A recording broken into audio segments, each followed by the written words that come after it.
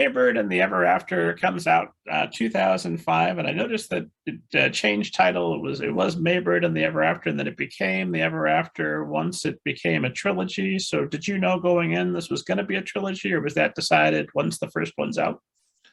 I did think of it as a trilogy. Um, I don't know why I thought of it as a trilogy. I just that's just how it popped into my head. And it was really kind of it's interesting because it's about ghosts, and I kind of thought I was going to get ghosts out of my system by writing writing those books, and it turns out that ghosts is my lifelong passion. And so that was sort of accidental. I was living, so like I said, I was living in Georgia, and I happened to live in this little apartment that overlooked a old cemetery, and like a historic cemetery. And also, I lived in my apartment. Basically, there would all be all these ghost tours in my neighborhood, and I sort of picked this up pretty slowly. Like I would see these groups walking around up and down my street and pointing to my house. And yeah, it turned out so my neighborhood was supposedly quite haunted, and these ghost tours would come around, and I would see them pointing to my window, and then get letters in my mailbox that would be from paranormal investigators asking if they could come investigate my house. And I sadly, embarrassingly, never like asked them to do that. In hindsight, I think, why wouldn't I pursue that? Um, That's a whole novel right there in that experience. I know, but it was such a good influence.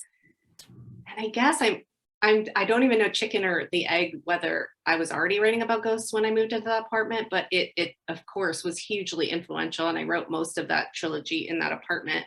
And I even had, people tell me that my apartment was haunted, just neighbors. And I did actually feel that there was a cat always at my apartment, even though no cat lived there. That's kind of the only spooky experience I had. But every time I came home, I felt like there was a cat waiting for me at the top of the stairs.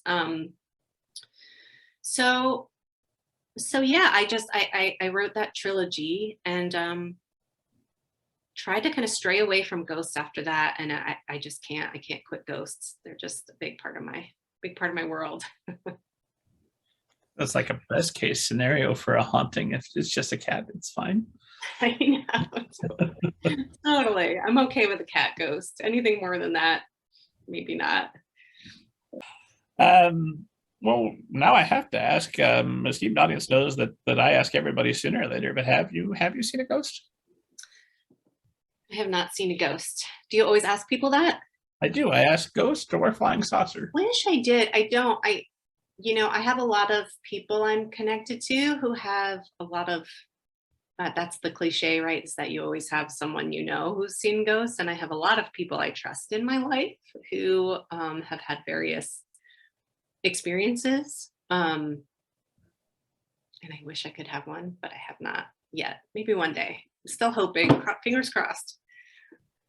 Well, I know people who are close to me who've had those experiences, but then hosting the show and asking everybody if they've seen a ghost or nothing. It's like, I'm talking to the world's best people. I'm talking to authors, the salt of the earth.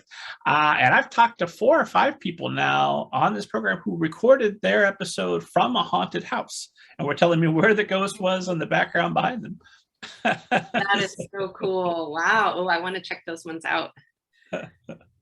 Yeah, I think that they're almost like a paranormal activity movie where you're listening to gain insight about knowledge, but keep an eye on the background, see if you see anything moving Oh, around. awesome. I'll totally check that out. So, if you have not seen a ghost, what do you think it is that attracts you to ghost and keeps you coming back all the way up now to the present series, 13 Witches? Yeah. A couple of things. When I was a kid, we used to go, and I talk about this when I do school visits, but when I was a kid, we used to go every year to sing Christmas carols at this old mansion. I grew up in Ringwood, New Jersey, and it was called Ringwood Manor. And we would stand outside, a big group of us, and sing carols. And this whole huge building was ablaze. except for the third floor was completely dark. And we talked a lot about, the rumor was that they just left that floor for the ghosts. And there are a lot of stories revolving around that manor that, still kind of exist today, because I check up on it every now and then. And I just felt that I felt like it was scary and spooky, and I felt like it was also cozy in this opposite way. I didn't feel scared of the ghosts being malevolent. I felt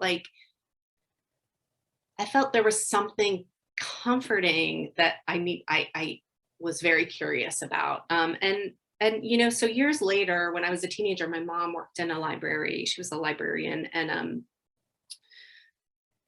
I just would go and wait for her a lot at the library. And so I found a book, and I've tried to find out the name of it since then, and I can't, but it was about like how we create ghosts in different cultures, and what ghosts sort of connect to about what we believe, and how the ghosts of different cultures kind of reflect back on those cultures. And that really fascinated me, even as a teenager, when I wasn't so into that kind of like esoteric kind of, I wasn't so into that kind of thinking at that time, but it kind of stuck with me. And so I think I've always had this like curiosity in the back of my mind, is what is it that's comforting about ghosts and cozy about ghosts, even though they're scary and spooky. And so I think a little bit, I'm always trying to write about that. I think part of it is with the Maybird trilogy. I was really worried. There were some people in my life who were quite sick at that time, and I was really worried about them passing away. And so it was a way to just kind of the comfort of thinking of spirits going on to this kind of goofy world where ghosts have retirement communities and amusement parks and everyday concerns. That was very comforting to me. And it still is. And I think, I know there's this, I don't know, are you familiar with this fairy story? There's a book about fairy stories. It's called Fairy Stories. And it's like written by an old author, and I think it's a man, talks about why fairy stories are so important to us. And I know there's a million reasons why, but he talks about that feeling of the more, like, that there's more, and that there's magic. I think for me, ghosts mean real magic, and so I'm always like seeking them. And it's not even that I necessarily am 100% convinced that ghosts are out there, but I love the fact that we believe they're out there. And also, like, I talk about this in my school visits as well, but ghosts, even though we've never proven ghosts exist, like we share them with words. Ghosts are this very tangible piece of the world that do not exist in any other forum that we can prove but words. And it's just really cool to think about how words can build ghosts for centuries. I think that's just the power of words, the power of stories, that, we're still all like, we're walking around looking for, like looking around the corner, seeing there's a ghost. And so much of that it comes from words. I think that's really, really cool, especially as a writer, to think about what words have placed in the world. Well, I mean, it's only ever metaphorically true. The idea of ghosts still being with us, them carrying on, those who came before us, their time on this earth having meant something and impacting our present, is inherently optimistic. I think, was it Stanley Kubrick who said the horror genre is inherently optimistic because for all the scares, there is the idea that we go on, there is something more beyond this. Do Mhm. you find that to be comforting, this idea that, no hurry, but once we shuffle off this mortal coil, that's not it, there'll be more. Yeah, definitely. Like any of those stories where, people are, I just watched Upload from, I think Amazon did a show Upload that's about being, having our consciousnesses uploaded into like resorts when we pass away. Yeah, I will watch any or read any of those kinds of stories because it is comforting. And at the same time, I do, I do believe so much that magic and spirit and nature, they're all so entwined, and like there's so much more than we know and so much more that we can't see, and I think that's why I feel magic is, to write about magic is true because of that. And yeah, it's hopeful, it feels hopeful. I love that quote. That's Stanley Kubrick quote. Cool. Also, I've got a meme I shared on social media a while back. I'm a little bit obsessed with because I think it just calls me out. As it's somebody, it's a new ghost, and so you just see the sheet floating. It says, "Oh, nuts, I died," and then he realizes that there's a ghost Game Boy. So, oh, my Game Boy died too.